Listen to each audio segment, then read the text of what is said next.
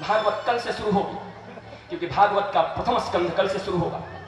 महाराज सुंदर ये कथा श्री मद भागवत, श्री का अर्थ राधा रानी, मद का अर्थ महाराज उनका एडिक्शन। इस दुनिया में किसी के ऊपर काम का मद, क्रोध का मद, लोभ का मद, मोह का मद, मात्सर्य का मद। भैया अगर प्रार्थना करना हो तो राधा रानी से प्रार्थना करो कि अब न हमारे ऊपर काम का मद हो, न लोभ का मद हो, न मोह का मद हो। अब अगर कोई मद आना ही हो तो हमारे ऊपर भी श्रीमद भागवत का मद चढ़ जाए तो यहाँ आना सफल हो जाए, हमारा भी सफल, तुम्हारा भी सफल। अब मद है तो केवल श्री का मद आना है, अर्थात कृष्ण का मद हमारे भीतर आ जाए, कृष्ण के लिए हमारा एडिक्शन हो जाए। जैसे एडिक्शन किसी लड़के के लिए है, किसी लड़की के लिए है, किसी प्रेमिका के लिए है, किसी प्रेमी के लिए है। एक साधारण लड़का लड़की प्रेम करते हैं तो मरने के लिए तैयार हो जाते हैं, अपने माँ बाप को छोड़ने के लिए तैयार हो जाते हैं, जहर खा लेते हैं, महाराज क्या क्या नहीं कर लेते। एक लड़के और लड़की का प्रेम इतना रंग लाता है, और जिसकी रचना इतनी सुंदर वो कितना सुंदर होगा, जिसने तुम्हें बनाया वो कितना सुंदर होगा। अगर बनाए हुए वस्तुओं में इतनी प्रेम है कि मरने तक को तैयार हो जा रहे हो, और किसी दिन बनाने वाले से प्यार हो गया तो मीरा क्या पागल ऐसे ही हो गई थी, मीरा को देख करके हंसते हो। अरे तुम उनके बनाए हुए हड्डे मांस चमड़े को देख करके इतने उतावले हो जा रहे हो, और जिसने बनाया उसको देख करके मीरा अगर उतावली हो गई तो कौन सा अपराध कर दिया। इसलिए प्यार तो उनसे करना है जिसने हमें तुम्हें बनाया है। अगर किसी के प्रति बहुत आकर्षण हो जाए तो कोई बात नहीं, बार बार अपने मन को समझाना कि जिसकी रचना इतनी सुंदर है वो कन्हैया मेरा कितना सुंदर होगा। प्यार ही करना है तो कन्हैया से करोगे, ऐसे तुम्हारे चरित्र का पतन रुकेगा। याद रख लेना कि अगर चरित्र के पतन को रोकना चाहते हो तो निरंतर सत्संग करना।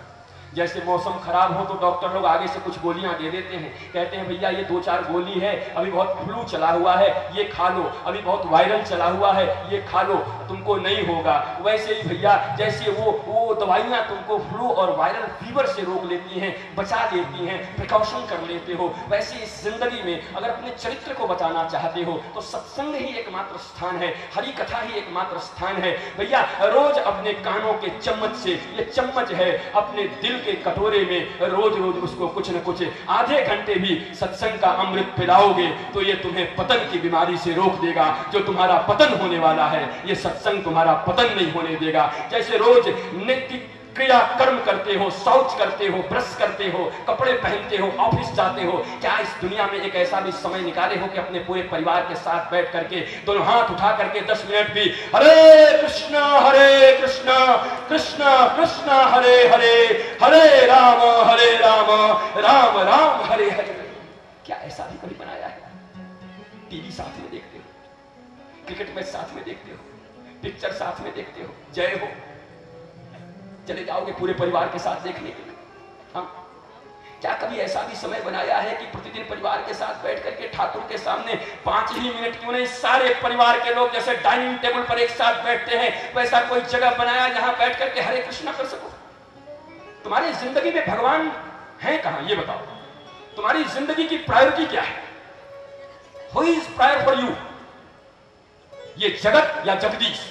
जिसके जिंदगी में जगत ही प्रायोरिटी है उसको जगदीश नहीं मिलते, और इस जगत में कभी पूरा सुख नहीं मिल सकता, क्योंकि गीता में भगवान श्री कृष्ण ने लिख दिया अशाश्वतम दुखालय। दुखालय है ये, अशाश्वत है, और अशाश्वत से तुम शाश्वत सुख नहीं पा सकते। दुखालय में तुम सुख नहीं पा सकते। तुम जगत से प्रेम करते हो या जगदीश से प्रेम करते हो? अगर जगदीश से प्रेम है तो जगत भी अच्छा होगा, याद रख लेना। लेकिन केवल जगत से प्रेम करते हो, जगदीश से तुम्हारा कोई वास्ता नहीं, तो एक दिन ठगे जाओगे। इसलिए अपनी जिंदगी में एक ऐसा समय निकालो। इसलिए तो मैं कल तुमको बोला था कि आज आना तो अपने बच्चों को लेकर के आना, माता पिता को लेकर के आना, पड़ोसियों को लेकर के आना, क्योंकि तुम सब जगह जाते हो। अभी इतनी शादियां चल रही हैं, पार्टियां चल रही हैं, उसमें तो सब जाते हो। मैंने देखा है अपने नजदीकी मेरे जो बच्चे हैं यहाँ पर कोरबा और के आसपास में, उनको मैंने देखा है, चाहे कोई भी हो, मम्मी पापा भाई बहन सब जाते हैं, हर पार्टी में जाते हैं। पर जब सत्संग जाने की बात आती है, कथा में जाने की बात आती है, कृष्ण के कथा में जाने की बात आती है, तो कहते हो बेटे को छोड़ दिया है पढ़ने के लिए, बेटी को काम करने के लिए, और उनका दूसरा काम था मैं आ गई हूँ, सबको पुण्य मिल जाएगा। मैं तुझसे पूछता हूँ, तू अगर खा ले तो तेरे पति का पेट भर जाएगा? अरे जब तेरे खाने से तेरे पति का पेट नहीं भरता, तेरे सोने से तेरे पति की नींद नहीं पूरी होती, तो भजन तेरे करने से तेरे पति का कैसे मंगल होगा? तेरे बच्चे का कैसे मंगल होगा? ये बुद्धि काम नहीं करती आपकी। बड़े लॉजिकल हो यार तुम लोग। मैंने सुना है बड़े बड़े पढ़े लिखे लोग यहाँ आए, लॉजिक्स जानते। तुम ये जानते हो तुम्हारे खाने से तुम्हारे बीवी के पेट नहीं भरते, तो तुम तो यहाँ आके बन जाओगे, अच्छी बातें सीख लोगे, पर वो तो घर में रहेंगे, वो तो बाधा उत्पन्न करेंगे। कहां चले जाते हो? आजकल बड़े धार्मिक बन गए हो, बड़े कथा सुन रहे हो, तब तो हो गया ये ट्रैक्टर और साइकिल का पहिया, अब तो चले बढ़िया गाड़ी, ढकच ढकच करके चलेगा। नहीं नहीं, ऐसा मत करना, नहीं तो बुद्धि बिगड़ जाएगी, न इधर के रहोगे न उधर के रहोगे। इसलिए कोशिश करो कि जैसे 7 फेरे साथ में लिए थे और वचन लिया था कि हम जो भी करेंगे साथ साथ करेंगे, हम हैं साथ साथ। तो पिक्चर हॉल में तो साथ साथ, पर यहां पर अकेले अकेले। भाई क्यों? वहां पिक्चर हॉल में जहां ले जाते हो वहां क्या विवेकानंद लोग आते हैं, रामकृष्ण परमहंस, विवेकानंद, तुकाराम, मीरा आती हैं। वहां डर नहीं लगता कि जवान बेटी को कैसे ले जा रहे हैं? नहीं बताओ। लोग कहते हैं आजकल बड़ा हुड़दंग होता है इसलिए नहीं ले जाते। भैया मैं ये पूछता हूं कि कथा में आने वाले लोग बुरे होंगे या पिक्चर हॉल में बैठने वाले लोग बुरे? वहां तो बेटी को लेके जाते हैं, यहां कहते हो वहां बड़ा सब ऐसा है, ऐसे वहां पर लोग ऐसे करते हैं। वाह वाह वाह वाह, क्या बहाना है तेरा यार, तो भगवान भी सुनता होगा। अरे प्यारे, जब ऐसी जगहों पर जा सकते हो जहां वही सब होता है, तो यहां क्यों नहीं आ सकते? यहां क्यों नहीं आकर के भागवत की कथा सुना सकते अपने बच्चों को? वाई जवाब तो नहीं है, बाकी सब करा सकते हो। इसलिए फिर से कहता हूं कि आइए, निमंत्रण दे रहा हूं, हाथ जोड़ के निमंत्रण दे रहा हूं, आइए सबको लेकर आइए। और इन बचे हुए 6 दिनों में आपके परिवार के भीतर अगर कोई प्रॉब्लम होगी, मैं आज दूसरा दिन फिर ये विश्वास से कहता हूँ कि बिना मुझसे मिले, बिना मुझसे बताए अगर तुम्हारे सारे परिवार यहाँ तक पहुँच गए तो वो समस्या 90% से ज़्यादा मिट जाएगी। It's not miracle, it's practical. कोई चमत्कार की बात नहीं कर रहा, ये प्रयोग की बात कर रहा। आइए आकर देखिए कि कोई बच्चे बच्ची हो सकता है अपने जीवन में कोई कदम उठाने वाले होंगे। मैं सच कहता हूँ, ये 7 दिनों का अमृत पान करके जब जाएंगे ना, तो माता पिता उनको भगवान की तरह नजर आने लगेगी। नहीं नहीं, मैं दुनिया के लिए अपने मम्मी पापा को नहीं छोड़ सकता, सच कहता हूँ। इसलिए इस जगह अपने बच्चों को संस्कार दीजिए, बहुत जरूरी है, वरना इस सनातन धर्म को बचाने वाले। मैं तो आयोजकों से पूछता हूं, क्या तुम्हारी पत्नी आई, तुम्हारे बच्चे आए, तुम्हारे रिश्तेदार आए? नहीं, बड़ी मुश्किल है यार। तब तो ये राजनैतिक कार्यक्रम हो गया तुम लोग जैसे करते हो, बल्कि उसमें आजकल ज्यादा ले जाते हैं मिस्टर एंड मिसेज। बड़े नेताजी का थोड़ा दृष्टि पड़ जाए, मिसेज भी थोड़ा प्रणाम कर लें, और उनके मिसेज से कुछ संबंध बन जाए तो हो सकता है काम बन जाए। भाभी जी से संबंध बन जाए तो काम बन जाए। हम जो काम ना कर सके भाभी जी मिलकर कर लें। या कथा में से भी कोई जाए हो ना, तो उससे किसी माता जी। मैं सच कहता हूँ, ये 7 दिनों का अमृत पान करके जब जाएंगे ना, तो माता पिता उनको भगवान की तरह नजर आने लगेगी। नहीं नहीं, मैं दुनिया के लिए अपने मम्मी पापा को नहीं छोड़ सकता, सच कहता हूँ। इसलिए इस जगह अपने बच्चों को संस्कार दीजिए, बहुत जरूरी है, वरना इस सनातन धर्म को बचाने वाले। मैं तो आयोजकों से पूछता हूं, क्या तुम्हारी पत्नी आई, तुम्हारे बच्चे आए, तुम्हारे रिश्तेदार आए? नहीं, बड़ी मुश्किल है यार। तब तो ये राजनैतिक कार्यक्रम हो गया तुम लोग जैसे करते हो, बल्कि उसमें आजकल ज्यादा ले जाते हैं मिस्टर एंड मिसेज। बड़े नेताजी का थोड़ा दृष्टि पड़ जाए, मिसेज भी थोड़ा प्रणाम कर लें, और उनके मिसेज से कुछ संबंध बन जाए तो हो सकता है काम बन जाए। भाभी जी से संबंध बन जाए तो काम बन जाए। हम जो काम ना कर सके भाभी जी मिलकर कर लें। या कथा में से भी कोई जाए हो ना, तो उससे किसी माता जी से कोई पूछेगा कि कौन कौन था, तो वो थे पांडे जी की बीवी थी Pandey, Mrs Verma, Mrs Sharma, Mrs Dewangan, Mrs ये, मिसेज लांबा। भैया सारे मिसेज का खबर हो जाएगा, सारे मिस्टर का खबर हो जाएगा, लेकिन ये याद नहीं आएगा कि यहाँ मिसेज राम और कृष्ण भी थी, यहाँ राधा और जानकी भी थी। ये याद नहीं आएगा तुम्हें। जाके बोलोगे कि मिसेज कृष्णा से मिलके आ रही हूं, अरे यहाँ राधा से ही तो मिलने आई हो। यहां भी आकर के हम पता नहीं क्या क्या देखते हैं। यहाँ मिसेज राम और मिसेज कृष्ण हैं, उनसे मिलिए। मिस्टर राम और कृष्ण बैठे हैं, उनसे मिलिए वाणी के माध्यम से। इसलिए आयोजक बंधुओं, आपसे कहना चाहूंगा कि पर उपदेश कुशल बहुते, दूसरे को उपदेश देना बड़ा अच्छा है। मैं जितने आयोजक यहाँ बैठे हैं उनको कह रहा हूँ, कल से अपनी पत्नी को, अपने बच्चों को जरूर लाना, तब दूसरों को कहना कि भैया पूरे परिवार के सहित आइएगा। नहीं, बड़े बड़े यहाँ आयोजक हैं, भैया परिवार के साथ आइएगा, पलट के पूछ दे कि आपका परिवार कहाँ है। थोड़ा भी गड़बड़ था, थोड़ा गड़बड़ था, तो उसका तो और गड़बड़ हो जाएगा। इसलिए कृपा करके आप भी परिवार के साथ आइए। बल्कि आप जो आयोजक हैं, आपकी पत्नी, आपके बच्चे गेट पर खड़े हों, लोगों को रिसीव करें जैसे आप करते हो। इतना बड़ा कार्यक्रम कर रहे हो, मामा मामी, चाचा चाची, नाना नानी, दादा दादी के फूफा के शादी में जाकर के तो सब परिवार खड़े हो जाते हैं, वेलकम वेलकम, तो ये काम करना, तो ये काम करना। यहाँ क्या हो गया? ये क्या कमेटी का काम है? कमेटी वाले करेंगे? बुद्धि सुधारिए, धार्मिक आयोजनों के मतलब बदलिए, वरना ये सब कार्यक्रम भी पता नहीं कैसे हो जाएंगे कुछ दिनों के बाद। यहां भी लोग बस ऐसे ही आकर के जैसे मुंह दिखाने आते हैं, आपको मुंह दिखा के चले जाएंगे, कोई आधी से, कोई प्याधी से, कोई धी से, कोई लोकांबदी से, पर समाधि से कोई नहीं आएगा। कथा में आना है समाधि तोड़कर। आधी, किसी को रोग हो तो चला आए, व्याधि रोग और कोई समस्या हो तो चला आए, धी बुद्धि लगा के देखे। तो पहला बार ये लोग कार्यक्रम करवा रहे हैं, बड़े आनंदम धाम समिति वाले, क्या क्या कमी है, कुछ लोग कमी ही देखने आते हैं, क्या कमी निकालू इसमें। कुछ लोग लोकांबदी से, अब बुलाए हैं, कार्ड दिए हैं तो एक दिन चला जाता हूं, भैया को मत आ। कार्ड देने के कारण एक दिन आकर के भगवान राम पर कृपा करने आए। अरे नहीं नहीं, इस भावना से आओगे तो यकीन मानो श्री कृष्ण तुमको कुछ नहीं देंगे। खाली हाथ आए हो, खाली हाथ चले जाओ। ये सोच करके आना कि भगवान की कथा, मुझे कार्ड मिल गया, मैं इतना अयोग्य हूं, निमंत्रण मिला मुझे, मैं खुद क्यों नहीं पता कर पाया कि भगवान की कथा यहां हो रही है। मैंने सुना है कुछ लोग इसलिए नहीं आए कि कार्ड नहीं। मैंने कल आयोजकों को खबरदार कार्ड मत दियो वैसे लोगों को जो कार्ड के कारण नहीं आए। अरे भगवान के दरबार में आने के लिए कार्ड खोज रहे, श्री कृष्ण और राम की कथा में कार्ड खोज रहे। नहीं नहीं नहीं, एक तो जगह ऐसा रखो जहां तुम्हारे, कहते हैं ना, ये मेरे बाप का घर है, जब चाहूं तब आऊं, जब चाहूं तब जाऊं, बोलते हैं लोग। है तुम्हारे बाप का घर है क्या?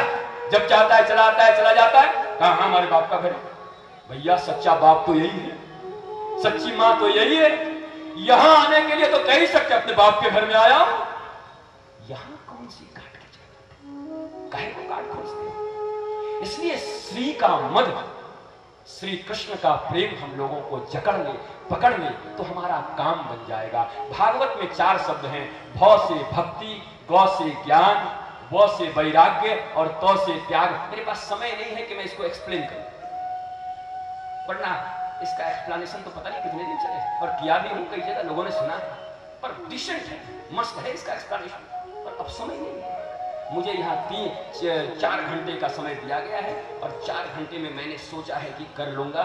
5 बजे आज यहाँ प्रारंभ हुआ था और मुझे अब मेरे पास 30 मिनट और हैं, इसमें आरती भी करानी है और इसमें सारे काम। मैंने 4 घंटा कहा है, 7:30 नहीं कहा। तुम 10 बजे रात में शुरू करोगे तो 1 बजे खत्म करूंगा। तुम ये मत समझना कि 7 बजे शुरू करा करके गुरु जी को कह दिए 7:30 बजे, 7:30 बजे समाप्त करो, तो बढ़िया आयोजक मिले वो। भैया 4 घंटा दिया है, 4 घंटा करूंगा, वो भी खैर मनाओ यार, वरना 4-4 घंटे का माल लेकर के 2.25-3 घंटे में लोग निकल जाते हैं। कैसे गाना गा बजा के इधर उधर करके कहते हैं। मैंने पूछा, मेरे बहुत सारे मित्र ही कथाकार हैं, जितने कथाकार हैं सब मित्र ही हैं, जिनको आप बड़े अच्छे से टीवी पर भी देखते हो, सब मित्र ही हैं, सबसे वार्ता होती है। तो बोलते हैं इतना तो निकाल दिया, इतना कर दिया, इतना ऐसे कर दिया, 2.25 मिनट। अरे आप बिना मतलब का इतना क्यों करते हैं? अरे आप फिर नहीं बोल पाएंगे, आप भीतर से बीमार पड़ जाएंगे, आप ज्यादा दिन कथा नहीं कर पाएंगे। सच ही बोल रहा था यार, सही नहीं कर पाऊंगा। तो वो ठीक बोल रहे थे। प्रोफेशनली कथा करना बड़ा आसान, एकदम टाइम, और कितने समय में क्या लाना है, कितना निकालना है, और क्या एकदम रखे हुए हैं वही चीज बोल। भैया प्रासंगिक सामयिक जो किशोरी जी मन में ला दें वही बोल दिया।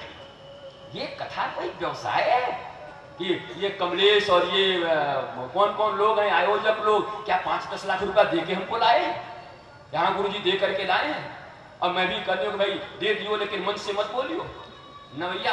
अपर टेबल लिया हूं ना, नीचे के टेबल से लूंगा, ये तुम जानते, क्योंकि ये बिक गई तो जमीन बिक गई, कथा नहीं खरीदा जा सकता। कपड़े देना हो दे देना, 1-2 कपड़े पहना रहा पहना देना, पहन लूंगा, पर पैसे से कथा नहीं बेचूंगा। मेरे मित्र, मेरे साथ रहने वाले लोग भी कहते हैं बहुत दिन तक नहीं चल पाएंगे। मैंने कहा भले ही मैं 4 कथा कर पाऊं, 10 कथा कर पाऊं या 20 कथा कर पाऊं, पर मैंने यह संकल्प लिया है कि श्रीमद् भागवत और रामायण की कथा के लिए 1 नया रुपया कभी किसी से नहीं लूंगा, चाहे जो हो जाए। अगर कृष्ण कृपालु होगा तो वो व्यवस्था करेगा, माइक साइक देगा और कर दूंगा। माइक तो उसकी है, टेंट उसका है, मेरा क्या, तेरा तुझको अर्पण, जो वही कर रहा हूं यार।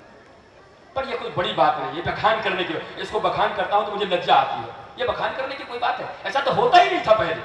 ये कोई कहे मैं ईमानदार हूं, अरे भैया बेईमानी होना कहां लिखा है, कौन से संविधान में? कोई कहता 1 रुपया घूस नहीं लेता, तो कौन से संविधान में लिखा है कि 10 रुपया घूस लेना है? अजीब हालत है। ईमानदारी का भी ढोल नहीं पीटना चाहिए, इसलिए ये भी कहना बेकार है, व्यर्थ है। पर आपको ये कहता हूं कि आप खराब मत करो अपने समाज को, आप बिगाड़ो मत कथाकारों को। आप बिगाड़ रहे हो, आपके पास बहुत पैसा हो गया है और कोई सदुपयोग करो, उनकी वृत्ति चले उसने उनको दो, जो तुम्हें कथा सुनाते हैं उनका घर परिवार चले, उसकी व्यवस्था कर दो उनके लिए। पर रेट फिक्स मत करो 11 लाख, 21 लाख, 5 लाख। क्या कर रहे हो, क्या हो रहा है? भगवान का भी रेट फिक्स हो गया, और ऐसे अगर करोगे तो वास्तव में मैं सच कहता हूं फिर मनोरंजन का ये साधन धीरे धीरे तो हो ही गया, करीब करीब डिस्को डांडिया तो हो ही गया ये जगह। अब तो भागवत साहब टीवी पर देखो तो डिस्को ही लगता है, पूरा का पूरा डिस्को चल रहा है। तो वो जगह जो एक जगह तुमको जागरण के लिए मिली थी, जागृति के लिए मिली थी, वो जगह भी तुम गंवा दोगे, फिर कहां करोगे, फिर कहां से पैदा करोगे? इसलिए तुम्हारा भी दायित्व है। कहते हैं घूस लेना अपराध है तो घूस देना भी अपराध है, ये हमारा संविधान कहता है, तो भारतीय संविधान के अनुसार ही कह रहा हूं। इसलिए आप भी ऐसे लोगों को प्रकट करिए, उनकी वृत्ति में कोई कमी ना हो, मस्त रहे। इतने इतने बच्चे जिनके पास हमको किस बात की कमी है? मुझे तो कमी नहीं पड़ी। मेरी इतनी तबीयत खराब थी अभी कितने दिनों से, मुझे पता ही नहीं चला कहाँ हूँ, कौन खाने के दे रहा है, कैसे कर रहा है। सब बच्चे, जगदीश है इसके घर में हूँ, दिन रात खाना खिलाना पिलाना, अपने घर में भी इतना ना हो, फिर यहाँ से चला गया। तो यही तो चाहिए ना, सच बोलिए, 2 रोटी चाहिए, 2 कपड़ा चाहिए। ये बताइए, अगर बैंक बैलेंस की इतनी मेरी इच्छा थी तब तो फिर मुझे पारिवारिक जीवन में जाना ही था, मुझे किस बात की चिंता है ये बताइए। अगर आप ये कहते हैं परिवार परिजन, तो सारा इतना बड़ा परिवार परिजन है, और अगर व्यक्तिगत कहते हैं तो कुछ नहीं है, तो किस बात के लिए मुझे रुपए की जरूरत है? मेरी जो आवश्यकताएं हैं वो मेरे बच्चे पूरा कर देते हैं वस्तु के रूप में दे करके। और मैं कहता भी हूं कि वस्तु दिया करो, अगर देना हो तो। कपड़े नहीं है तो 2 कपड़े ला के दे दो, गुरु जी आपके लिए कपड़ा लाया हूं। बेटा हाँ दे भैया, दे ठीक है। गुरु जी खड़ाऊ ले आया हूं आपके लिए, खड़ाऊ नहीं था, बहुत बढ़िया भैया, बहुत आनंद आ गया। 2 भागवत ले आया, बहुत सुंदर, ये दे दो ना, मेरी तो यही जरूरत है। मुझे तो दवाइयां इतनी खानी पड़ी इतने दिनों में, वो दवाई भी कहां से आया मुझे पता नहीं चला, पर मुझे दवाई मिल गई। अब दवाई का पैकेज बना लो अगर मैं, तो भैया मेरा तबीयत बड़ा खराब है, कम से कम 2 लाख रुपया रहेगा, जल्दी जरा जुगाड़ कर दो। तो ये भी एक धंधा बन गया, दवाई के लिए भी मैं महात्मा 2-4 लाख रुपया लेंगे, जरूरत क्या है महाराज? अरे अगर कृष्ण पर भरोसा कर लिया है, दूसरों को सिखा रहे हो कि हरे कृष्णा अब खुद भरोसा नहीं है हरे कृष्णा पर। चौकी पे तो बैठ के बड़ा कथा कह रहे हो, खुद भरोसा नहीं है कि परमात्मा तुम्हारी घर को चला लेंगे, तुम्हारे संसार को चला लेंगे, तुम्हारे शरीर को चला लेंगे। अगर इतना ही विश्वास नहीं है तो कथा क्यों कह रहे हो? किस बात की? तो तुम्हें अधिकार नहीं है। अगर तुम्हें खुद को विश्वास नहीं है कि कन्हैया चलाएगा, तुम कथा क्यों कह रहे हो? पहले खुद विश्वास करो, करते हो तुम कन्हैया मेरा नाम हो रहा है। कभी फिर सुन लेंगे महाराज। तो भागवत का मैं फिर बाद में कभी विश्लेषण कर दूंगा। भ भा से भक्ति, गौ से ज्ञान, व से वैराग्य, त से त्याग। भैया भक्ति के बारे में तुमको बता ही दिया कि भक्ति ऐसी नहीं होती है, डिवोशन ऐसा नहीं होता है। वैराग्य, भाग, ज्ञान का मतलब कल ही समझा दिया था तुमको। ज्ञान उसको नहीं कहते कि इंटरनेट पे पढ़ लिया उसको ज्ञानी कहते हैं। किसको ज्ञानी कहते हैं? हु एम आई, दासोहम कौशलेंद्रस्य। हनुमान जी कहते हैं कौन हो तुम? कहा कौशलेंद्र का दास हूं, राम का दास हूं। जीव होए कृष्ण नित्यदास। नित्यदास, जीव भगवान का दास है, नित्य दास है, यही उसका परिचय है। अब क्या परिचय पूछते हैं? भैया आपका परिचय क्या है? कृष्ण का दास हूं, राम का दास हूं, यही तो परिचय है। शास्त्र कह रहे हैं, चैतन्य महाप्रभु कह रहे हैं जीव होए कृष्ण नित्यदास, यही परिचय है। और इसीलिए रावण की सभा में हनुमान जी ने कहा दासो हम कौशलेंद्रश्च, ये ज्ञान है। भगवान को जानना ज्ञान नहीं है, कृष्ण को जानना ज्ञान नहीं है, तुम कौन हो ये जानना ज्ञान है। भागवत दर्पण की तरह है। दर्पण के सामने खड़े होकर के तुम ये जान लेते हो कि कितना सज चुका हूं और अभी कितना सजना बाकी है। वैसे ही भागवत में आकर के ये जान लेते हो कि कृष्ण के पथ पर कितना चल चुका हूं और कितना चलना बाकी है। इसी को भागवत कहते हैं। दर्पण की तरह तुमको बता देगी कि कृष्ण के रास्ते में तुम्हारा चलना कितना हुआ है और कितना बाकी है। 7 दिन में तुमको पता चल जाएगा। तुम अपने आप को जान लो, इसी को ज्ञान कहते हैं। Recognize your selfness and dedicate your selfishness is the sign of knowledge. Is the sign of knowledge. Recognize your selfness. Who am I? मैं कौन? ये ज्ञान हो गया। वैराग्य किसको कहते हैं? छोड़ने को वैराग्य नहीं कहते। मत समझना ये छोड़ दिया, वो छोड़ दिया, वो छोड़ दिया, वैरागी बाबा है। अरे किसने बता दिया कि वैराग्य इसको कहते हैं? वैराग्य छोड़ने को नहीं कहा जाता। जहां सब कुछ स्वतः छूट जाए उसे वैरागी कहते हैं। खुद छूट जाए उसे वैराग्य कहते हैं। पर हम तो जोड़ने में ही अपने आप को लगे हुए हैं। एक शर्ट है तो 2 करने, एक गाड़ी है तो 2 करने। लोग सोचते हैं जोड़ के खुश हो जाएंगे, पर आज तक तुमको ये समझ में नहीं आया। शास्त्र कहता है, हमारे वेद वेदांत कहते हैं, हमारी मीमांसा कहते हैं, स्मृतियां कहती हैं, हमारे गुरु कहते हैं कि वास्तव में जब सब कुछ छूटने लगे तो जिंदगी में मस्ती आती है। तुम तो जोड़ जोड़ के मस्ती पाना चाहते हो, जोड़ के मस्ती आज तक किसी को नहीं मिली। वैराग्य का अर्थ है स्वतः छूटने लगे। वैराग्य का मतलब जानते हो? विशिष्ट राग। विशिष्ट राग बहुत सुंदर अर्थ है साहब। विशिष्ट राग, राग का अर्थ है अटैचमेंट, किसी के साथ अटैचमेंट, उसके साथ लगाओ। जब कोई विशिष्ट के प्रति राग हो जाए, विशिष्ट, और विशिष्ट कौन है? दुनिया में एक ही विशिष्ट है, श्री कृष्ण है, राम है। विशिष्ट कहते हैं ना, हमारे विशिष्ट अतिथि। अब ये बताओ इस दुनिया का विशिष्ट अतिथि कौन है? विशिष्ट मालिक कौन है?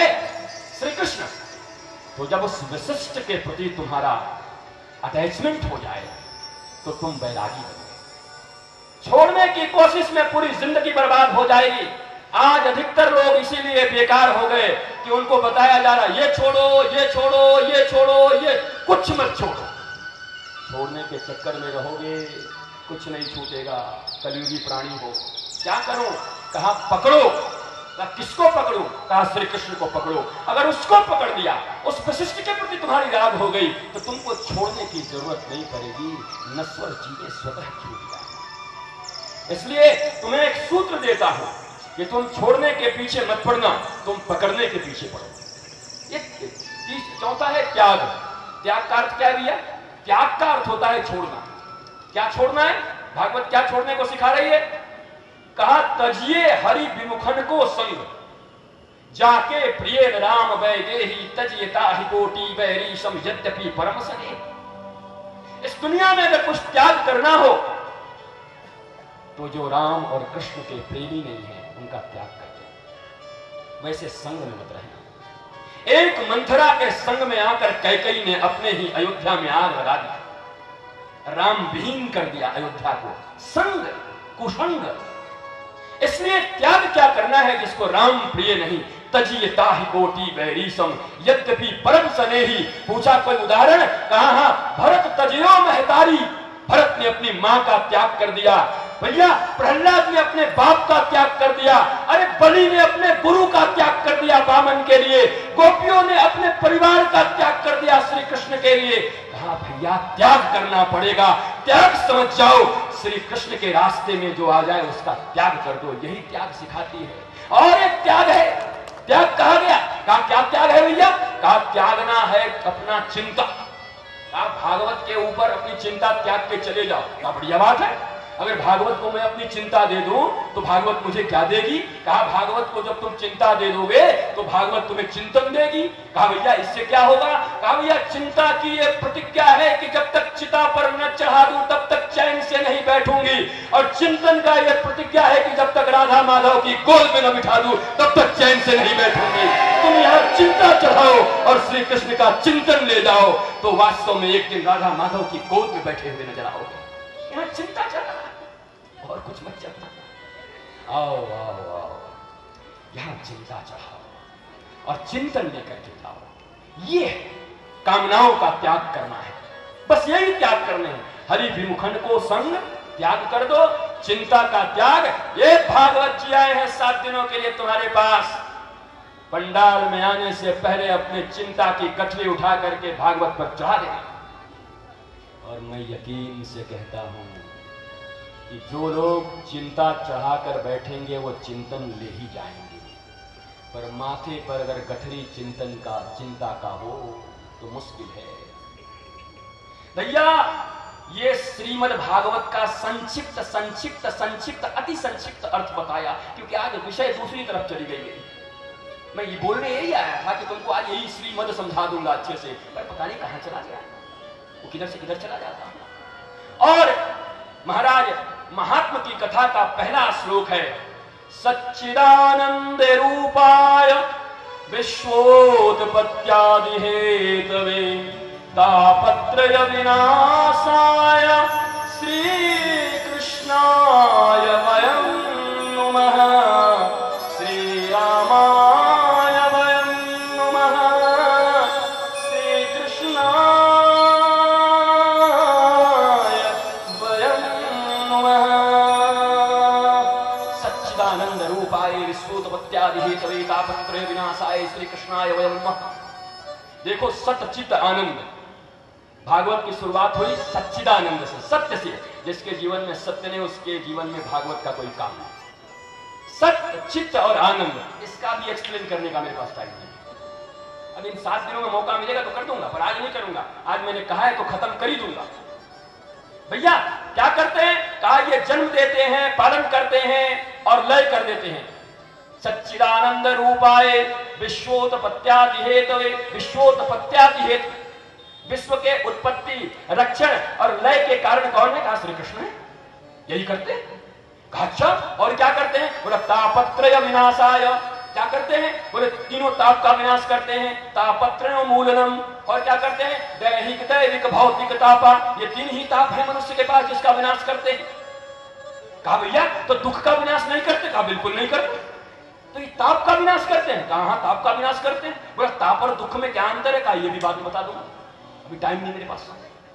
भगवान श्री कृष्ण दुख का नाश नहीं करते, ताप का नाश करते हैं। मीरा को कम दुख था, एकनाथ को कम दुख था, प्रहलाद को उठाकर फेंक दिया गया, पहाड़ों के नीचे हाथियों से कुचलवा दी गई, भोजन नहीं दिए जाते थे, तलवार से काटे जाते थे। ध्रुव को कम कष्ट था, अपनी पिमाता ने, सौतेली माता ने उठा करके फेंक दिया अपने पिता की गोद से। एकनाथ को, महाराज तुकाराम को गधे पर सर उड़वा करके चढ़वाया गया, पूरा घुमवाया गया। इन जनाबाई को, रैदास को, कबीरदास को, तुलसीदास को काशी में कितनी बार मारपीट की गई तुलसीदास से। इनको कम दुख हुआ? कौन कहता है कि भगवान दुख कम करता है? तापत्रय विनाशाय, भगवान त्रिताप का नाश करते हैं। अब ताप और दुख में जो अंतर है उसको कल एक्सप्लेन कर लेंगे अगर टाइम मिलेगा तो। भैया उसके बाद क्या है? कहा एक बार नारद जी का मन हुआ, पृथ्वी पर आए, चारों तरफ अंधकार मचा हुआ, हाहाकार मचा हुआ है, ये सब जानते हैं। तो नारद जी ने बड़े दुखी हो गए, क्या करूं, कहां जाऊं? तो चले गए वृंदावन। वृंदावन जाकर के देखा एक जवान स्त्री बैठी है, उसके गोद में 2 बूढ़े लोग बैठे हुए हैं। महाराज जाकर के नारद जी पूछने ही वाले थे, फिर सोचे बेकार क्या स्त्री से बात करूं, जाने लगे। उसी समय उस माता ने कहा, वो साधु क्षणम तिष्ठ मच्चिंताम विनाशय दर्शनम तव लोकस्य सर्वथा हरम परम भो भो साधु क्षणम तिष्ठ। अरे साधु थोड़ी देर के लिए रुक जाओ, मैं बड़ी चिंता में हूँ। साधु के दर्शन से ही चिंता का नाश हो जाता है। अरे भैया तुम कौन हो? अहम भक्ति ख्याता इमो मैं तनयो मतो ज्ञान वैराग्य नामानो काल योगेन जर जरो, काल योगेन जर जरो। का ये ज्ञान है मेरा बेटा, ये वैराग्य है मेरा बेटा, मेरा नाम भक्ति है, मैं जवान हूँ, ये दोनों बूढ़े हैं। मेरा जन्म महाराज दक्षिण में हुआ, कर्नाटक में कुछ बढ़ी, उसके बाद महाराज महाराष्ट्र में कुछ लालन पालन हुआ, और गुजरात में विधर्मियों ने मुझे नेस्ता नाबूद कर दिया। गुजरात, पहले गुजरात की बात है जब वहां पर वो नहीं आए थे महाराज नरसिंह मेहता जी। आज के कई सौ वर्ष पहले नरसिंह मेहता जी आए, तब गुजरात गुजरात बना, वरना गुजरात सबसे भ्रष्ट था। गुजरात से खराब कहीं कुछ था ही नहीं। वहां केवल जो पैसे का दास होता है वो परमात्मा का दास नहीं हो सकता। इसलिए भागवत में लिखा गया है कि गुर्जर में उसका बड़ा नाश हुआ, पर जब नरसिंह मेहता जी आए तो गुजरात गुजरात बन गया महाराज। उसके बाद कहा अब क्या करूं? तो वो गए जाकर के वेद वेदांत घोषैश्च गीता पाठ मुहुर्मुहु, वेद सुनाया, वेदांत सुनाया, गीता सुनाया, ज्ञान वैराग उठे, फिर जमाई लेके पड़ जाए, फिर गिर जाए, उठे ही नहीं महाराज। ये वेद वेदांत गीता सुनने से हमारे भीतर में कभी संन्यास जगता है। अब घर से निकलते हैं, चप्पल पहनते पहनते संन्यास फिर ढीला हो जाता है। यही हालत हुई ज्ञान और वैराग्य की। आप क्या करें? तो ऊपर से आकाशवाणी हुई, कोई सत्कर्म करो, और वो सत्कर्म तुमको कोई महापुरुष बताएगा। नारद जी बोले भैया सत्कर्म महापुरुष बताएगा तो महापुरुष का भी नाम बता देता, वो तो बताया नहीं। ढूंढने लगे, जहां कोई नारद जी को देखे, कोई कहे हमारा मौन व्रत है, कहा हमारा तो हैया चल रहा है, हमारी 7:30 चल रही है, कोई नारद जी से बात करे। माना नारद जी खुद देवर्षि हैं, कौन जवाब दे कि सत्कर्म क्या है? सब भाग गए। वो दुखी होकर के बद्रिकाश्रम में पहुंचे। वहां चारों भाई सनक, सनंदन, सनातन और शरद कुमार, ये 4 भैया हैं। चारों भैया बैठ के सत्संग कर रहे थे। एक सत्संग कर रहे थे, 3 सुन रहे थे। कथा मात्रैक जीवनम, इनके जीवन का एकमात्र उद्देश्य है कथा और सत्संग। एक व्यास बनता है, 3 सुनते हैं, फिर एक व्यास बनता है, 3 सुनते हैं। नारद जी को देखा तो बड़े दुखी हैं। कथम ब्राह्मण दीन मुख कुतश्चिंता तुरो भवान। अरे ब्राह्मण नारद, तुम्हारा मन इतना दुखी है, मुख पर चिंता की लकीर। अरे संतों के मुख पर अगर चिंता की लकीर आ जाए तो समाज के लोगों का चिंता कौन दूर करेगा? संत ही चिंतित हो जाए तो फिर बाकी संसारियों की चिंता कौन दूर करेगा? तो नारद जी ने कहा भैया अपने लिए चिंतित नहीं हूं, समाज के लिए चिंतित हूं। और संत जब चिंतित होते हैं तो अक्सर जान लेना कि कहीं ना कहीं समाज की कोई बात है। गाधी तनय मन चिंता व्यापी, हरि बिन मरहुन निश्चर पापी। रामचरितमानस। गाधी तनय मन चिंता व्यापी, विश्वामित्र के मन में चिंता है, क्यों? हरि बिन मरहुन निश्चर पापी।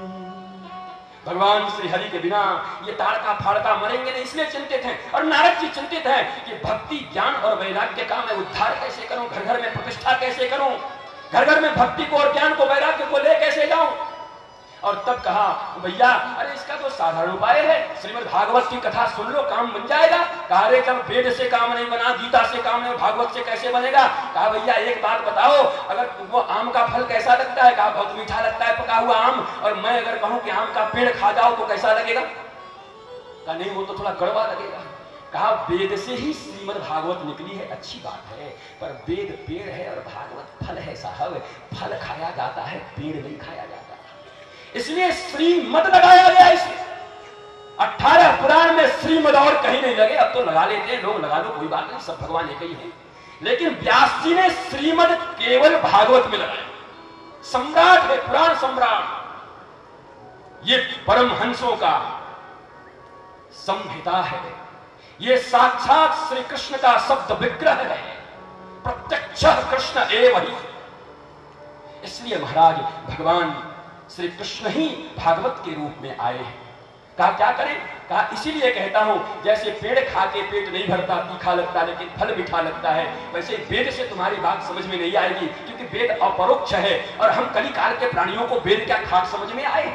वैदिक ऋचाएं हमको बोलने नहीं आता, हम क्या समझेंगे? कहा श्रीमद् भागवत महाराज ऐसा समझो कि चाशनी बना करके जलेबी को डाल दी गई है। श्रीमद् भगवत गीता को समझ लो केवल गुलाब जामुन तला हुआ है, लेकिन अभी उसमें शीरा नहीं है। रस नहीं है उसमें। श्रीमद् भगवत गीता का भाष्य ही है। वेदांत का अप्राकृतिक भाष्य किसी ने किया नहीं। अगर वेदांत के जो पंडित यहाँ बैठे हैं, वेदांत सूत्र ब्रह्म सूत्र को जो तुम जानते हो, तो वेदांत के बहुत सारे भाष्य किए गए, लेकिन एक अप्राकृतिक भाष्य है जो स्वयं भगवान ने किया, उसे श्रीमद् भागवत कहते हैं। ये हमारा शास्त्र कहता है। थोड़ी थोड़ी बीच में महाराज ये सब भी जानो, समझो। कुछ अगर विद्वान लोग बैठे हैं तो भी थोड़ा रस ले इसका वेदांत पे, और ये कहां से आया कैसे आया, इसको बीच बीच में थोड़ा थोड़ा बोलूंगा। नहीं वही बोलूं तो तत्वों की बातें बोलूं तो दो आदमी में बचे यहाँ पर भाग जाए सब, पेट वेदांत शुरू कर दिया। ये रसदार जलेबी है, एकदम सरस है। जो नीरस चीज था, वेद में किसी को उपनिषद में समझ में नहीं आता था, तो भगवान ने लीला कर करके इसको इतना सरस बना दिया कि एक साधारण व्यक्ति भी समझ जाए। माखन चोरी लीला सब समझ जाए महाराज। और माखन चोरी में कितने बड़ा वेदांत भरा हुआ है। उन राक्षसों के पद में वो जो उखल बंधन, वो मिट्टी खा रहे हैं भगवान, वो जो चीर चुरा रहे हैं भगवान। हम तो जानते हैं साड़ी चुरा के अगर तुम्हारी बुद्धि में पानी भरी, मैं क्या करूं? ये वेदांत है। जब चीर हरण की कथा आएगी तब सुनाऊंगा वेदांत किसे कहते हैं, वो भी मस्ती देंगे महाराज। तो महाराज कहा अब कथा कहां सुने? कहा किसी से सुन लो। कहा किसी से क्या सुन लो?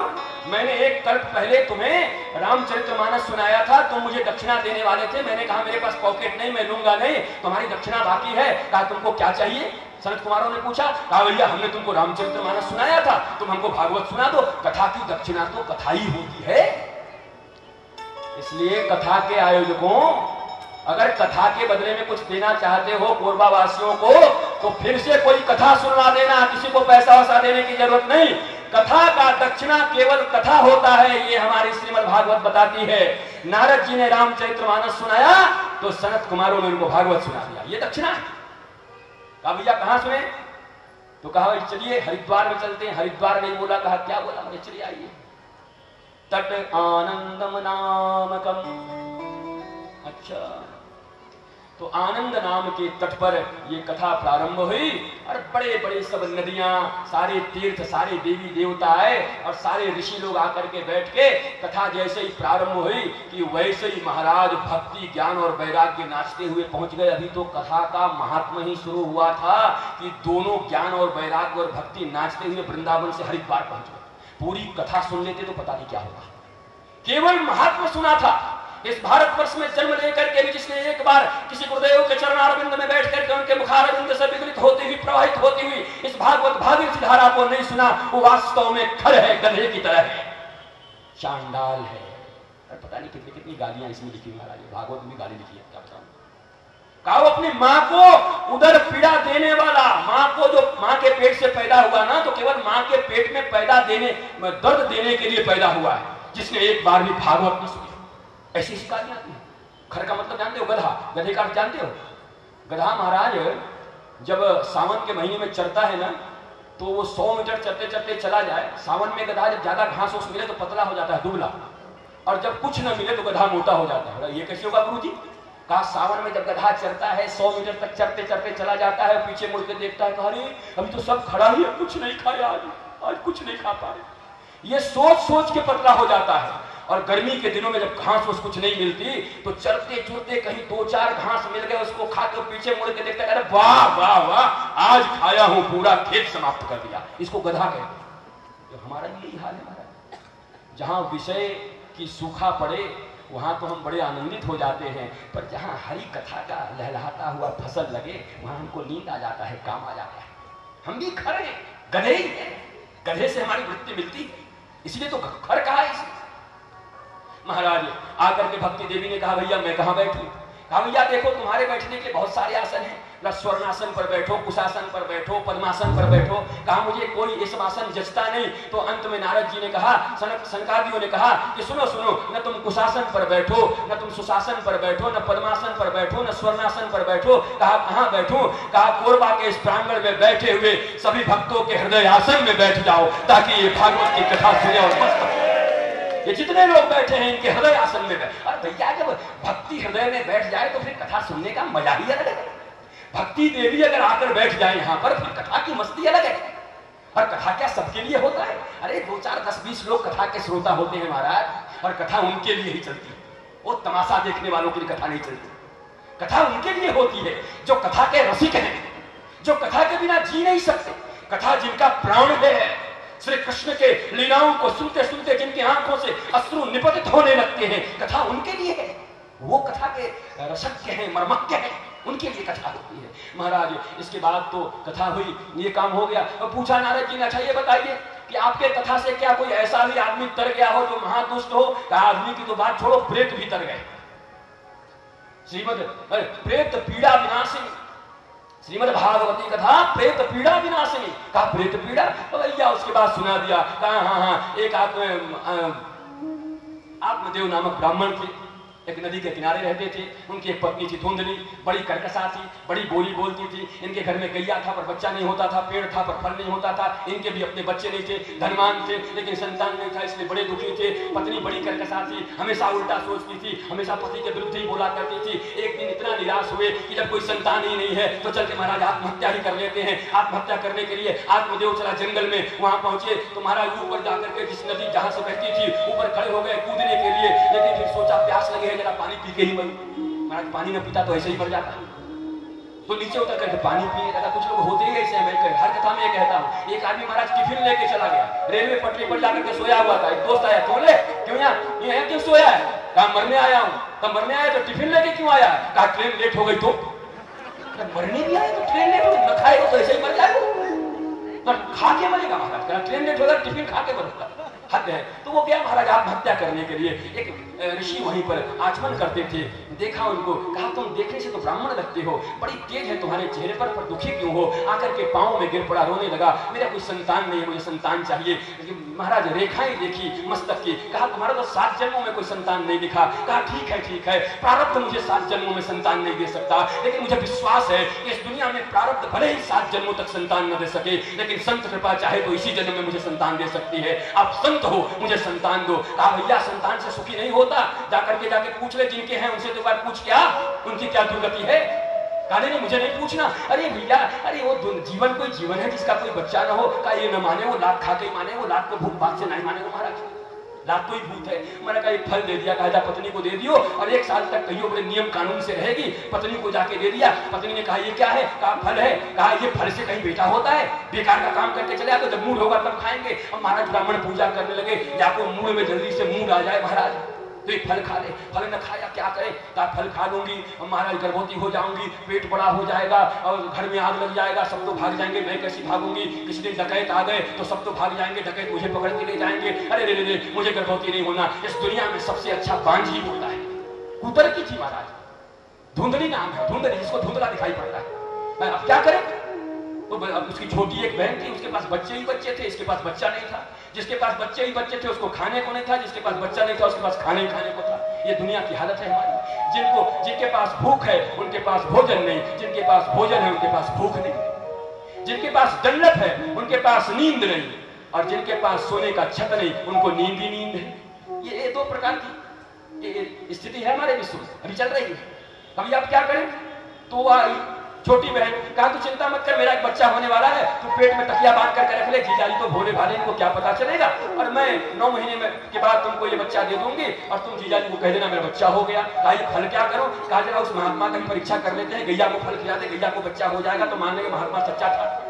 9 महीने के बाद उसका बच्चा हुआ, ये हल्ला कर दी मेरा बच्चा। आत्मदेव महाराज सीधा साधा आदमी खुश हो गया, गोद में आकर के लिया, देखा तो महाराज मेरी पत्नी इतनी बढ़िया, वो चमकती हुई, उसका लिलाट, उसका सब कुछ, और ऐसी ब्राह्मणी, मैं ऐसा तेजस्वी ब्राह्मण, और ये महाराज काला कहां से पैदा हो गया? कुलांगार। 2 यूरोपियन के बीच में एक अफ्रीकन आ जाए तो कैसा लगेगा? वो देखा महाराज क्या करूं, वो समझ में नहीं आ रहा। कहा उसके आत्मज्ञान ने उसको रोका कि तुम्हारा बच्चा नहीं है, पर मोह ने आत्मज्ञान पर पर्दा डाला। ये वेदांत है, वेदांत। हमारा आत्मज्ञान हमें रोकता है कुकर्म करने से, पर हमारा मोह हमारी आत्मज्ञान पर पर्दा डाल करके हमसे कुकर्म करा देगा। आत्मदेव के साथ भी ऐसे ही हुआ। 9 महीने के बाद महाराज, कुछ महीने के बाद गैया ने भी एक बच्चा को जन्म दिया। उसके कान सिर्फ गाय की तरह थे, बाकी बिल्कुल मनुष्य की तरह था। इतना खुश हुए गोकर्ण बाह, गैया ने भी बच्चा दे दिया, 2 बच्चे हो गए। उसका नाम गाय के कान की तरह कान था, इसलिए गोकर्ण रख दिया। इधर मैया ने कहा सुनो, इसमें तुम्हारी मेहनत नहीं है, ये मेरा बेटा है, ये धुंधली का बेटा जो अपने बहन से लाई थी। कहा इसका नाम भी मैं ही रखूंगी। कहा रख ले देवी, जो रखना है। कहा इसका नाम धुंधकारी का होगा। भैया बहुत सुंदर है, माँ का नाम धुंधली और बेटा धुंधकारी, और महाराज जैसा नाम वैसा काम। गोकर्ण जी शुरू से पंडित और ज्ञानी और धुंधकारी महाखल, लोगों को मारना पीटना, चोरी करना, शराब पीना, ये सब शुरू कर दिया। और महाराज गोकर्ण जी ने देखा कि तो बड़ा मुश्किल है यहाँ पर। एक दिन क्या किया, कहा कि पिताजी पैसा दो। कहा दुष्ट, सब पैसा तो नाश कर दिया, आप कहाँ से दूं? कहा अच्छा बुढ़ापा के लिए पैसा बचा रहे हो। 1 लाख मारा जोर से अपने पिताजी को, छटक कर जाकर के गिरे गोकर्ण जी के पास। कहा देखो बेटा, तुम्हारा बड़ा भाई मेरे साथ कैसा बदसलूक कर रहा है, ठीक नहीं। गोकर्ण जी ने कहा सावधान पिताजी, खबरदार। संत न किसी की हाय हाय सुनता है, न वाह वाह सुनता है, न किसी की निंदा सुनता है, न किसी की प्रशंसा सुनता है। अरे जाओ अपने उस पुत्र के नाथ का पूजा करो, रोड़ी दिखाओ, मोड़ी दिखाओ, चंदन करो। इसी घर में संत रहता था, लेकिन आज तक संत के द्वार पर ना आए। बाहर तुम्हारे बेटे का नाथ एक ही झटके में संत के द्वार पर आ गए। कभी कभी ठोकर ही संत के द्वार पर ले जाता है, स्वतः ले जाते। लाख पड़ी तो अपने ही घर में पले हुए संत के पास चला गया और उसी समय दिव्य ज्ञान दिया, जिसे गोकर्ण गीता कहा जाता है। उसका भी टाइम मेरे पास नहीं है, ये दिव्य, इस पर 7 दिन का प्रवचन हो सकता है। महाराज गीता है, गोकर्ण गीता, ये भागवत की गीता है। इस पर महाराज कितनी कथा चले, बस शॉर्ट में ये समझ लो। कहा पिताजी हड्डी मांस चमड़े के शरीर से अपना ममता हटाओ और इस दुनिया में भगवान का भजन करो। धर्मम भजस्व सततम त्यज्य लोक धर्मान। जब परम धर्म को करने जाओ तो लोक धर्म को त्याग दो। जब कथा सुनने आओ तो आप कैसे हैं, आप कब आए, कब आकर के बैठे? कहा धर्मम भजस्व सततम त्यज्य लोक धर्मान।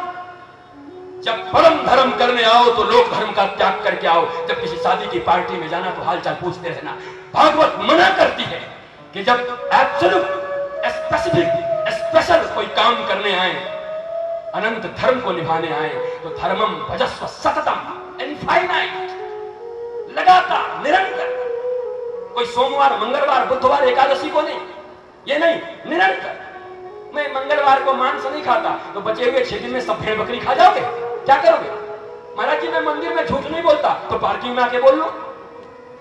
अरे धर्मम भजस्व सततम, जो बात मंदिर में करते हो वही पार्किंग में करो। इसे कहते हैं धर्म सतत, absolute, infinite, up to extent.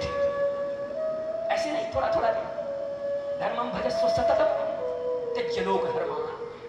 विशद विवेचना है महाराज इसकी, ऐसी विवेचना है कि मस्ती आ जाए।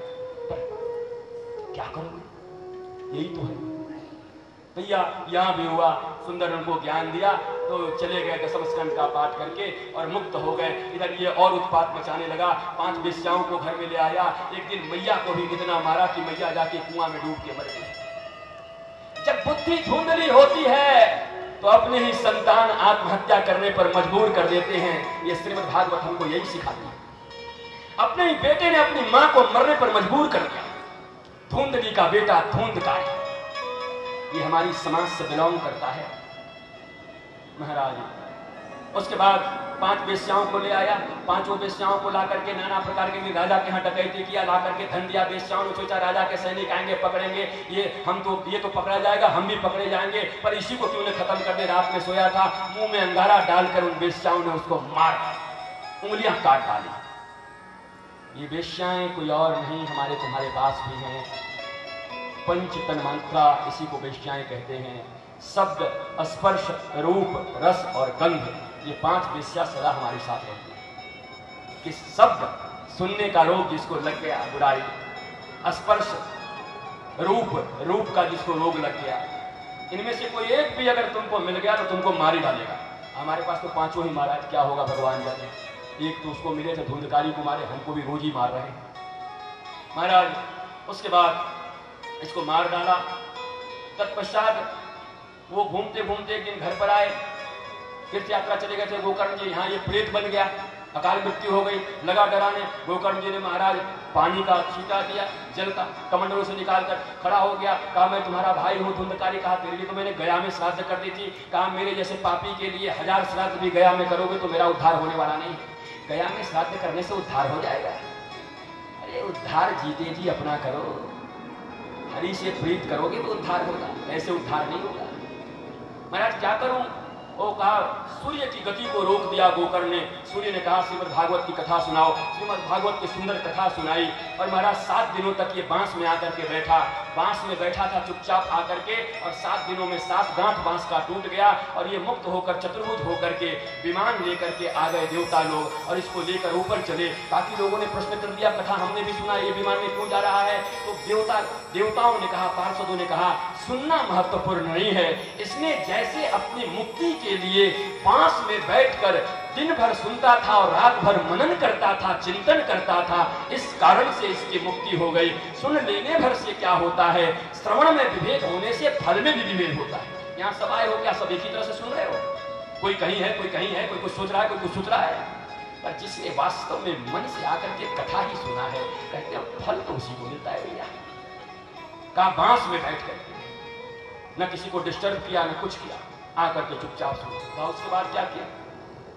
तो भैया फिर एक बार कथा हुई और दूसरी बार पुनः भगवान आए। इस बार महाराज प्रहलाद आए, उद्धव आए और महाराज सुखदेव जी आए। खूब जोर की कीर्तन हुई, खूब सुंदर। भगवान ने देखा सबको नाचते हुए, हमारे भगत लोग नाच रहे, इतने बड़े बड़े। भगवान भी आ गए, जय जयकार हुआ। लोगों से भगवान ने कहा कुछ वर मांग लो, कुछ वर मांग लो। तो लोगों ने कहा हमको यही वरदान दीजिए कि आज के बाद श्रीमद् भागवत जहाँ हो, वहां पर जहां भी श्रीमद् भागवत श्रोता और वक्ता मन से कथा करें और सुने, वहां 7 दिनों में एक दिन तुम अवश्य आकर के दर्शन देना। इसलिए भैया मैं तुम्हें भी कहता हूं, जरा सावधानी से रहना। किसी दिन कन्हैया आकर के दर्शन भी दे सकता है। अगर मन से हम यहाँ कथा सुने और मन से कथा कहें, तो भागवत कहती है कि किसी न किसी रूप में श्री कृष्ण का दर्शन हो सकता है। तुम कहोगे कैसे? गोस्वामी तुलसीदास को हनुमान का दर्शन कैसे हुआ? अरे कोढ़ी के रूप में चप्पल के पास बैठे हुए थे, धूपों के पास। वही तो पहली बार हनुमान से मिले। इसलिए सावधान रहना। जरूरी नहीं कि बंसी बजाते आ जाए, कैसे आएगा पता नहीं। पर जो जिस भाव से बैठेंगे, भावना, महाराज भावना प्रधान है भगवान के कथा में। सुंदर महाराज खूब सुंदर वहां पर कीर्तन हुआ। प्रहलादस्तालधारी तरल गतितया उद्धव कांसधारी, ऐसे करके वो कांसा बजाते हैं, ये बीना बजाते हैं, ये बजाते हैं, ये बजाते हैं। जय जय सुकरा कीर्तने ते कुमारा यत्राग्रे व्यासपुत्र। ये सब सारे लोग आए हैं और कोई झांझ बजा रहा है, कोई करताल बजा रहा है, कोई जय जय कर रहा है, कोई राग अलाप रहा है। अर्जुन भी आकर के उसमें भजन कर रहे हैं। तो सुंदर तरीके से ये भजन हुआ। महाराज यहीं पर श्रीमद् भागवत के सुनने के विषय में एक अध्याय में बताया गया, क्या खा के सुनना चाहिए, कैसे बैठना चाहिए। ये सब कोई बात नहीं है, बस इतना सुन लो कि जैसे कंफर्टेबली बैठ के सुन सको, बातें समझ में आ सके, वैसे ही आना। भूखे रह के आओ तो अगर सुन सको तो सुनो, फल खा के आओ, ज्यादा अच्छा। 2 टाइम खाओ, 3 टाइम खाओ, 10 टाइम खा करके आओ, लेकिन इतना भी मत खा लेना कि आके यहाँ सोते रहे। कंफर्टेबली सुन सको, यही नियम है। ज्यादा नियमों में मत पड़ना, नहीं तो पर नियम करने वाले कथा नहीं सुन पाते।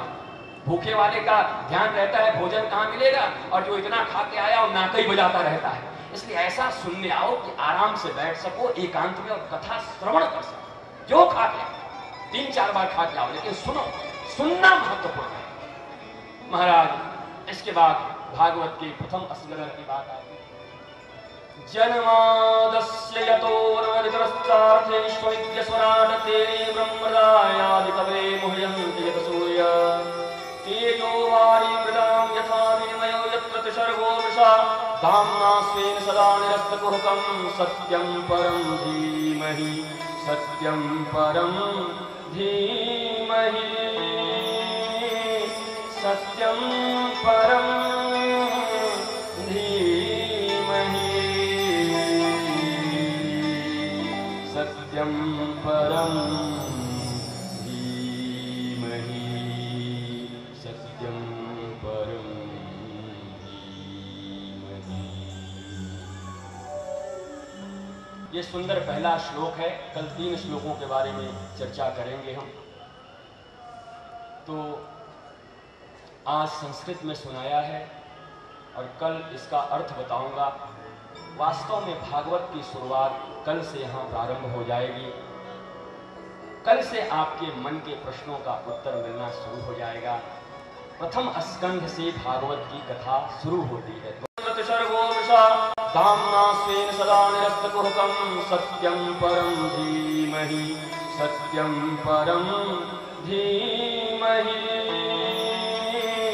सत्यं परं धीमहि सत्यं परं धीमहि सत्यं परं धीमहि। ये सुंदर पहला श्लोक है। कल 3 श्लोकों के बारे में चर्चा करेंगे हम। तो आज संस्कृत में सुनाया है और कल इसका अर्थ बताऊंगा। वास्तव में भागवत की शुरुआत कल से यहाँ प्रारंभ हो जाएगी। कल से आपके मन के प्रश्नों का उत्तर मिलना शुरू हो जाएगा। प्रथम स्कंध से भागवत की कथा शुरू होती है। 12 स्कंध हैं, 335 अध्याय हैं, 18,000 श्लोक हैं। तो ये पहला श्लोक है भागवत का। जन्मातस्य यतो नियतश्चार्थेषु विघ्नेश्वरात् तेने व्रतं ब्रह्मदायादि कवे मुह्यन्ति यत्सूर्य तेजो वारी मृदाम यथा विनिमयो यत्र तुषर्गो वृषा धाम्ना स्वेन सदा निरस्तकुहकं सत्यं परं धीमहि सत्यं परं धीमहि। धर्म प्रोज्जित कैतवोत्र परमो निर्मत्सराणां सतां वेद्यं वास्तवमत्र वस्तु शिवदं तापत्रनमूलनम्। श्रीमद्भागवते महामुनिकृते किं वा परैरीश्वरः सद्यो हृदय औद्धते अत्र पृथिवी शुश्रूषुभिस्तत्क्षणात्। निगम कल्पतरोर्गलितं फलं सुखमुखाद अमृत द्रव संयुतं पिबत भागवतं रसमालयम् मुहुरहो रसिका भुवि भावुका पिबत भागवतं रसमालयम् मुहुरहो रसिका भुवि भावुका। महाराज ये सुंदर 3 श्लोक जिसका कल यहाँ पर वर्णन होगा और ये 3 श्लोक ही भागवत के प्राण हैं। मैं तुम्हें फिर से हिदायत दे दूं और याद दिला दूं कि तुमने सारी कथा सुन ली, लेकिन अगर इन 3 श्लोकों को नहीं सुना, ये भागवत के प्रथम 3 श्लोक ही भागवत के प्राण आधार हैं और कल इसकी विवेचना विशद रूप से यहाँ पर की जाएगी। और जब इन श्लोकों की विवेचना की जाएगी तो लगेगा आपके दिल की बात हो रही है, आपके घर की बात हो रही है। इसलिए यथा आज तो वर्षा ने थोड़ा हम लोगों को डिटेन किया, लेट किया, लेकिन अब बारिश होने की संभावना बहुत कम है श्री जी की कृपा से। वैसे तो श्री जी समझे क्या होगा, लेकिन कल ठीक 3:30 बजे हम यहाँ उपस्थित होंगे और 7:30 बजे हम यहाँ से विदा होंगे। आइए भावपूर्वक सब लोग खड़े होकर आरती में भाग लेते हैं और भागवत भगवान को प्रणाम करते हैं।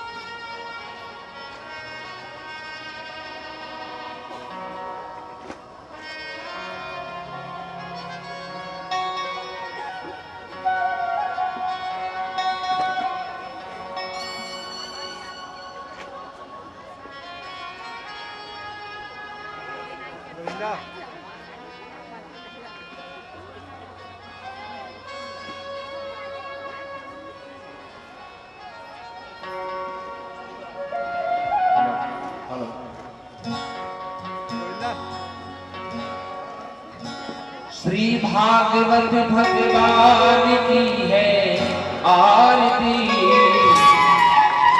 पापियों को पाप से तारती। भागवत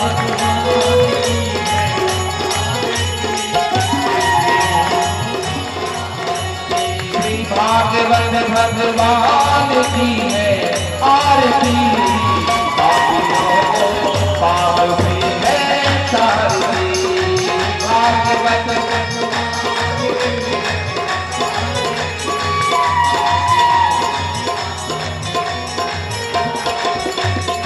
अमर ग्रंथि मुक्ति पंथि पंचम वेद निराला तब ज्योति जगावे वाला। ये अमर ग्रंथि मुक्ति पंथि पंचम वेद निराला तब ज्योति जगावे वाला।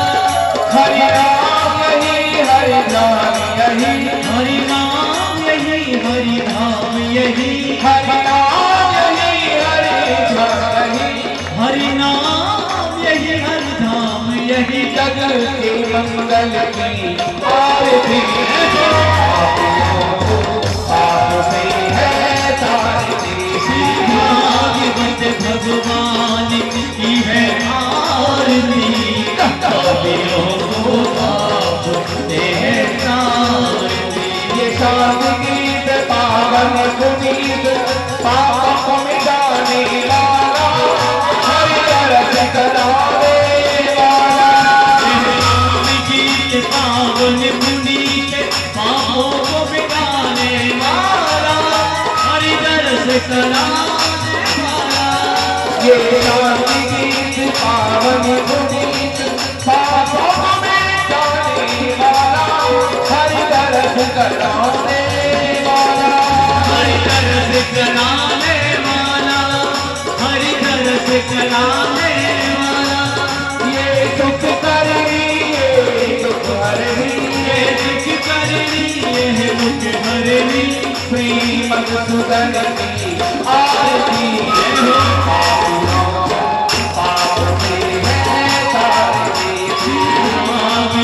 भगवान की है आरती पापियों को पाप से है तारती। ये मधुर बोल मधुपंथी खोल धनवान बसाने वाला बिगड़ी को बनाने वाला। ये मधुर बोल जगपंथी खोल धनमार्ग बताने वाला बिगड़ी को बनाने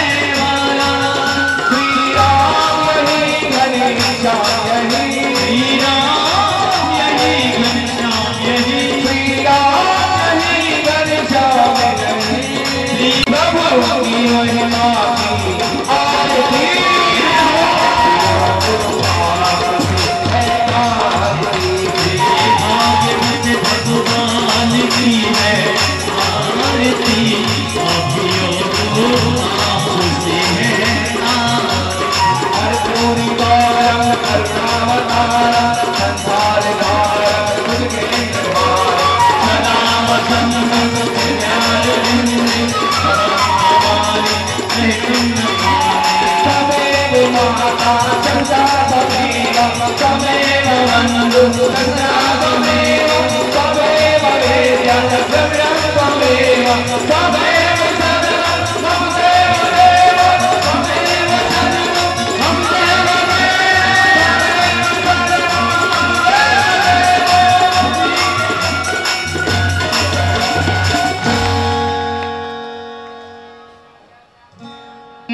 देवास्तानि धर्माणि प्रथमान्यासन्ना देहनाकं महिमानः सचन्दजत पूर्वे शाद्याः।